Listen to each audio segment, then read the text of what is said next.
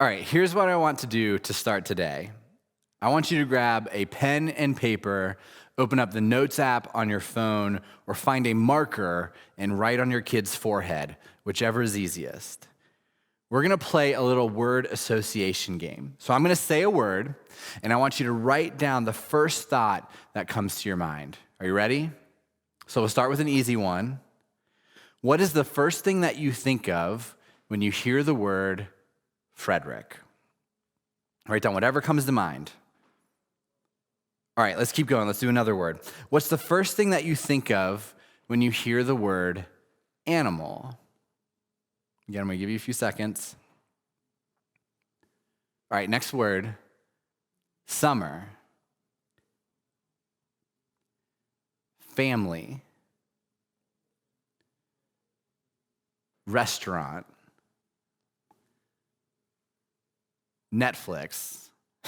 I know what some of you are going to write for that one. Keep it to yourself. Collective.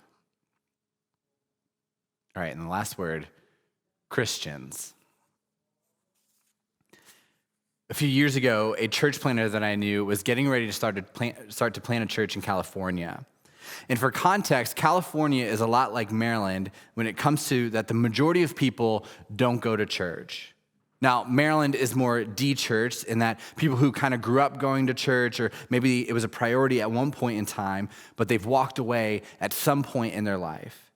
Now, California is mostly unchurched people, right? People who church was never a priority for them. And a few months before they launched, they set up a booth at a farmer's market. And they had this huge whiteboard, and on the middle of it was a question.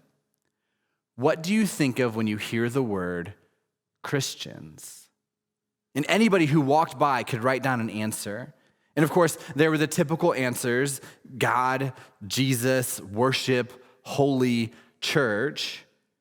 But the board was also full of other words that came to people's minds. And the word that stuck out the most to me was right in the center of the picture that he shared on Instagram. Boring. Boring. Now, I don't know what you wrote down for collective or Christians, but I hope it wasn't boring. But here's the truth. There is a public perception that Christians are boring, that Christianity is boring, that church is boring. And it might be true, but should it be? Today, we're closing out our series on being a good neighbor. And just because this is the last weekend of this sermon series doesn't mean that you don't need to stop praying for, serving, and bringing good news to your neighborhood. It simply means next week we're moving on to a new sermon series. But I fully expect to keep hearing stories about you all being the best neighbors possible. But today, as we finish up this series, here's what I want to talk about: partying. Yes, partying, because we should be partying with our neighbors. Now, I'm guessing for most of us, the first thing that comes to mind when we think about church is not throwing parties. And yet, it's a recurring theme in the biographies of Jesus. And it's actually a recurring metaphor in the stories that Jesus told. And I can't help but wonder what would happen if we threw better parties. Because I think if we partied more, right, if we celebrated more, it would be a small glimpse of heaven on earth. Now, here's a story from Jesus' own life. Throughout Jesus' ministry, he performed many miracles, healing people who were born crippled or who were blind, feeding tens of thousands of people by multiplying fish and bread, walking on water. But did you know that his first miracle was at a party? It was a wedding in Cana, and Jesus was a guest along with his mother and a few of his followers. And this is what happened in John 2. The wine supply ran out during the festivities, so Jesus' mother told him, "They have no more wine." Now, sometimes people tell me that they think the Bible is outdated, but this sounds like a 2020 problem to me. In fact, let me paraphrase this for our current situation. The wine supply ran out during quarantine, so mom began to yell, "We have no more wine."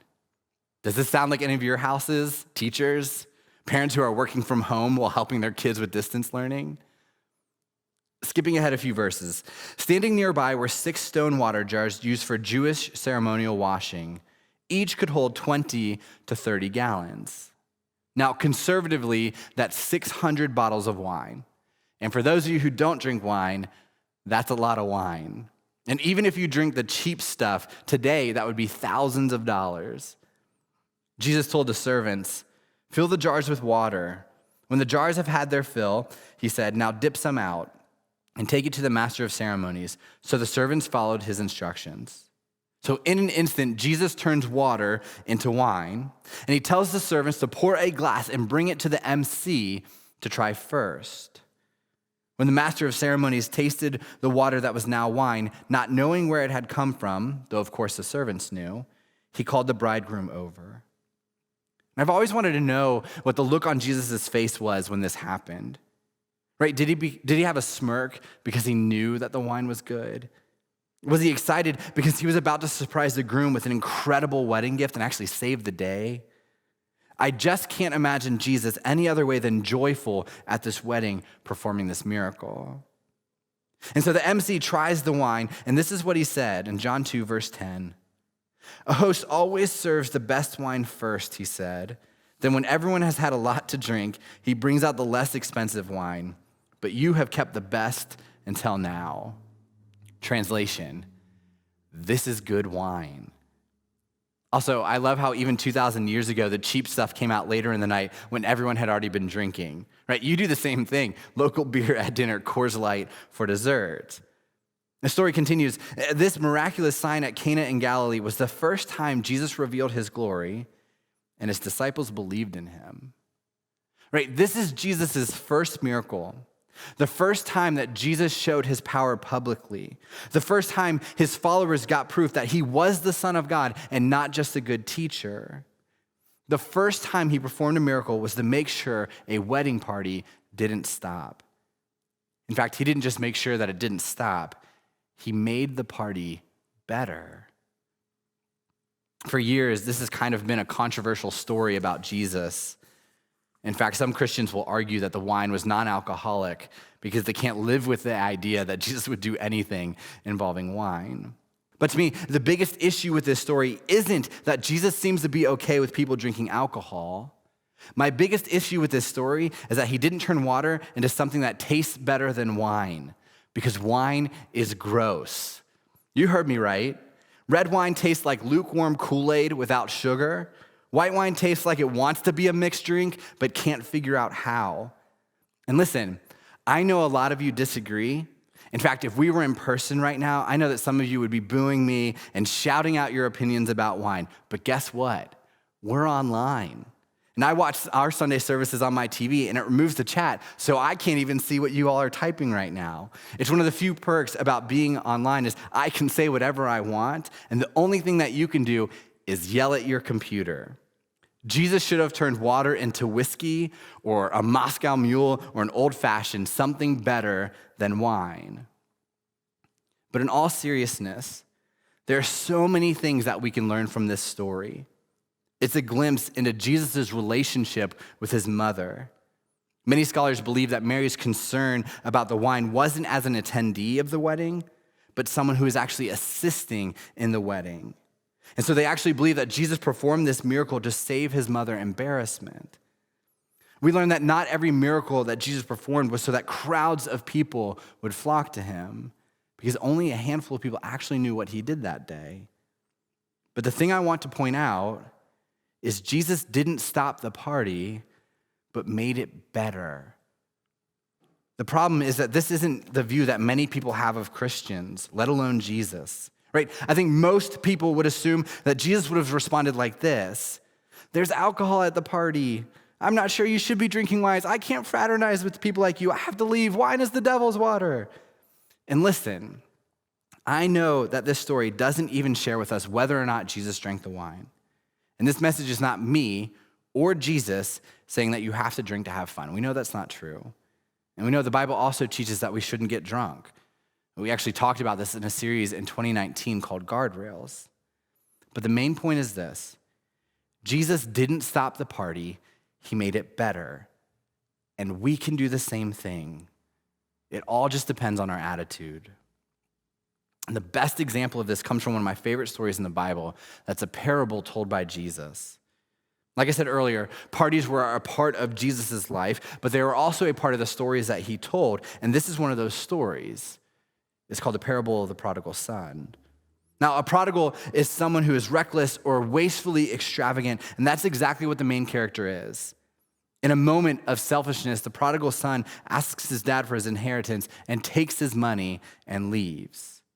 And when Jesus is teaching this story, he shares that the prodigal wasted all of his money on wild living. He ended up homeless, starving, and working in a pigsty, envying the food the pigs were eating. So he hit rock bottom. But then he has this epiphany, and he chooses to go back home to the same father that he disowned and walked away from. And this is what happened in Luke 15. So he returned home to his father, and while he was still a long way off, his father saw him coming. Now, imagine the range of emotions a prodigal is going through at this point. Right? Will my dad be mad? Will he pretend like he doesn't see me? Will he welcome me in? But this is how the dad responds when he sees his son. Filled with love and compassion, he ran to his son, embraced him, and kissed him. And that's easily one of the most beautiful moments in the Bible, a father running to his son. His son said to him, "Father, I've sinned against both heaven and you, and I'm no longer worthy to be called your son." But his father said to the servants, "Quick, bring the finest robe in the house and put it on him. Get a ring for his finger and sandals for his feet." Now, let me break this down for a minute. Justice is getting what you deserve. Mercy is not getting what you deserve. Grace is getting something better than you deserve. So justice would be the father punishing the son, ignoring the son, refusing to let the son on his property. That's justice. Mercy is the father welcoming the son with open arms. Right? It's forgiving him for what he has done and choosing not to punish him or hold it against him. That's mercy. Grace is the father putting the finest robe on his son, a ring on his finger, and sandals on his feet. But his grace didn't stop there. And kill the calf that we've been fattening. We must celebrate with a feast. For the son of mine was dead, and now he has returned to life. He was lost, but now he is found. In no way does the son deserve to be welcomed home by his father. I mean, for goodness sake, he wished his father was dead and then took his inheritance and ran. He didn't deserve new clothes. He didn't deserve a ring. He didn't deserve a feast. But that's exactly what the father chose to give him, because his father chose to give him grace. And the good news of Jesus is that he wants to give you that same grace. In our own way, we've turned our backs on God. Like, we resonate with the prodigal son. Because at some point in our life, we have hit rock bottom. Maybe after a nasty divorce, maybe because of an addiction that's taken over, maybe because of selfishness that's pushed people away, maybe because of years of wandering aimlessly, looking for value and meaning and purpose. Whatever it may be, we have chosen to walk away from God and the life that he wants for us. But it's never too late to come back home, to stand before our Father with a heart longing for forgiveness and a fresh start. And God's response will be like this father every single time. He will give us grace. It doesn't matter what you've done, what you've said, how far you have run. God will welcome you back into his arms and celebrate that you were lost and now you are found. So for some of you, it's time to come back home, to turn around, to stop running from God and run back into his arms. He's ready for you. He's ready to offer you grace. And better yet, he is ready to celebrate. And check out the next line. This is one of the best verses in the Bible. It says this: "So the party began." The party began. And remember, this is Jesus telling us this story. So one of the things that he's teaching us is that when a lost son returns home, we party. When there's restoration in a relationship, we party. When there's forgiveness, we party. We party. One of my favorite things about Collective, and one of the things I miss the most about doing church together, is how you all respond when someone gets baptized. Every church I've ever been a part of does this kind of like polite and subdued, like little like golf clap thing. Like we want to celebrate, but we're in church, so we don't want to celebrate too much. But that's not collective. When people get baptized in this church, you all get loud. When lost children come home, when people publicly put their faith in Jesus, you party. People yell, people clap, the lobby goes nuts when the person walks out soaking wet. There's hugs and high fives, there are tears. And in a very small way, it's a party. And I think that is the same attitude and spirit we need to bring into our relationships and our neighborhoods, right? We party. Someone's birthday, we celebrate. New job, we celebrate. New baby, we celebrate. You made it to Friday after a really hard week, we celebrate. We should party with our neighbors. Now, let me get back to the story of the prodigal son, because I wish the story ended with a party. Like that's everything you would want. But it doesn't end there. It's like a Marvel movie. There's a post-credits scene, and it's actually significant in the story, and it's often overlooked. And so the party has begun, and this is what happens in Luke 15, verse 25. Meanwhile, the older son was in the fields working. When he returned home, he heard music and dancing in his house. And so the brother hears the party, right? He probably sees a bunch of horses tied up outside or something. He knows something big is happening. So he asks one of the servants what's going on, and the servant tells him that they are celebrating because his brother has come back home. But check this out. In stark contrast to the father, this is the brother's response. The older brother was angry and wouldn't go in. He's angry. We actually learn that he's jealous, that he thinks it's unfair that his brother gets a party. And while it's easy to judge that brother in this situation, let's not pretend like we don't know and kind of understand how he feels. And this leads to the question we should all be wrestling with today. Are we willing to celebrate the good things in our neighbors' lives, or do we only celebrate the good things in ours? Right? And seriously think about that question. Do you celebrate the good things in the lives of people around you? Or do you only want to celebrate when good things happen to you? Your promotions, your milestones, your traditions, your growth. And the story continues. And this is how the dad responds to the brother's attitude. He says, "We had to celebrate this happy day, for your brother was dead and has come back to life. He was lost, but now he is found." And I love what the father says. He says, we had to celebrate. Are you willing to celebrate the good things in other people's lives? Right? So when it comes to the second half of the story, are you the brother or the father? Do you rejoice when other people rejoice? Do you celebrate the good things that are happening in other people's lives?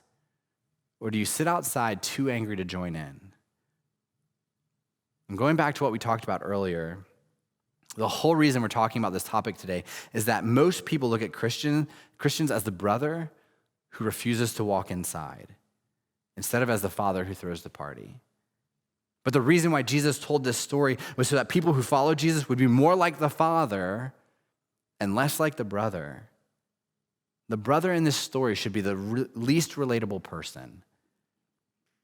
Listen, I know this is a weird time to talk about partying with your neighbors because we're barely allowed out of our houses right now. But that means two things. One, you have plenty of time to plan the most epic party ever when all the executive orders have been lifted. Right? When we can finally be together, when we can share a meal together, when we can have people over, when you can party, do it. Invite people over, set up a block party for your street, have fun. The second is that just because you can't have people over, it doesn't mean you can't party with people. Now, let me explain. One of the best books I've read in the past year is called Everybody Always by Bob Goff, and you should definitely read it. In the book, Bob shares about how he travels about 500,000 miles every year for speaking engagements and for the nonprofit that he runs. And because he travels so much, he's actually gotten to know the TSA agents at his local airport. And on one particular day, he was going through security, and instead of handing the TSA agent his ID, he held out his hand and shook the agent's hand. And he said to the TSA agent, "I've passed you dozens of times, and I just wanted to thank you for the way that you treat each person in line. It's really amazing. the way you treat people reminds me a lot of the way that Jesus loved people. And the TSA agent looked up with tears in his eyes. He stepped out from behind that little desk and he came in for a hug. Now, here's the thing. Bob is actually very tall, and this guy was very small. And so Bob writes, his head was basically resting on my chest. It was like a slow dance with hundreds of people in the security line saying, "What the heck is going on?" Bob continues to share in the story that this was the beginning of his friendship with Adrian. And every time Bob flew, they would just kind of catch up in the security line, 3 minutes at a time. Eventually, Bob and Adrian became friends outside of the airport, and he shared that they even started spending holidays together. Because as Bob puts it, we start by meeting people just 3 minutes at a time. So what was Bob doing? I think he was throwing a party. Right? I think that's how the kingdom of God becomes tangible for people, for our friends, for our neighbors, even for strangers. We love the people that are right in front of us and right next to us. We love people when they least expect it and least deserve it. We throw parties for people who are outside the fold, outside the fence, outside the family. We party with our neighbors. Right? We celebrate the good things that are going on in their lives. So here's what we want you to do this week. This week, we're actually canceling all of our online collectives so you can do something intentional to meet your neighbors. And we encourage you to take that same 90 minutes that you'd spend in your collective and go out one night or break it up over multiple nights and walk around your neighborhood. Pray for your neighbors. And if you haven't already met your neighbors, spend 3 minutes getting to know them. And then on Friday at 5 p.m., we want you to try to have a happy hour with your neighbors, right? And what that means is what we want you to do is hang out on your front porch, your front stoop, or the common lawn in your shared apartment. Fill up a cooler with drinks or snacks to share and let people grab something as they walk by. Now, make sure you have a ton of Lysol wipes and you're wearing a mask. Do what you're supposed to do. But from 6 feet apart, have a happy hour with your neighbors. Throw a party. Now, if you already know your neighbors, then just have everyone come outside and sit and hang out. Follow the guidelines, of course. But we want you to take a few moments just to hang out and have fun, to celebrate the things that have gone on in the lives of your neighbors in the past few months. Because even though the world has changed, it doesn't mean there haven't been birthdays or promotions or a million other little things that can be celebrated. And here's the thing, you're allowed to do that. Right? I know it doesn't feel that way right now, but you are allowed to rejoice in the good things that are going on in your life, in the lives of the people that are around you. And although we might not be able to party like we used to, we will one day, until then, we can still bring a party to our block 3 minutes at a time. Let's pray. God, thank you that you created us realistically to be people who celebrate. God, people who have joy, people who take time and energy and resources and talents to bring a party to other people, to celebrate other people. God, we know when that happens, it's a small glimpse of heaven on earth. So God, I pray this week that we party more. God, that we celebrate more, that when people think about collective, they don't think boring or lame. They think that these are the best people to be around. They have fun. They're intentional. They care about what's going on. God, that they celebrate the good things that are going on, not just in their own lives, but in the lives of the other people that they're around. God, I pray that we can be that church. God, I pray that we can be a church that parties well. God, that celebrates with our neighbors. God, I pray that we can be the church that when other people see what happens when we hang out and the joy that we have and the fun that we have and the excitement that they have, they wonder what's going on and we get to share with them the good news that you brought. God, we get to share with them what love looks like and grace looks like. God, what peace looks like and hope looks like. God, that we can set ourselves apart and we can just look different than what other people look like or even what other people assume that we look like. God, give us opportunities this week to continue to meet our neighbors. God, give us the time and the courage to sit outside and meet some people. God, even from 6 feet apart, even 3 minutes at a time. God, just to celebrate what's going on. God, it's been a hard season. And the truth is, we don't know what's going to happen next. But God, we know that good things have been happening in our lives and the lives of the people in this church, the lives of our community, the lives of this city. So God, help us have the courage and confidence to celebrate those things this week. God, we thank you that you love us. God, we're thankful that there are moments when we're the prodigal son, and there are moments when we're the dad. God, I pray that this week we can be both. God, that we can sprint back toward you, and we can also throw the biggest party possible. God, thank you for the ways that you love us and care for us. We love you and pray these things in your name. Amen.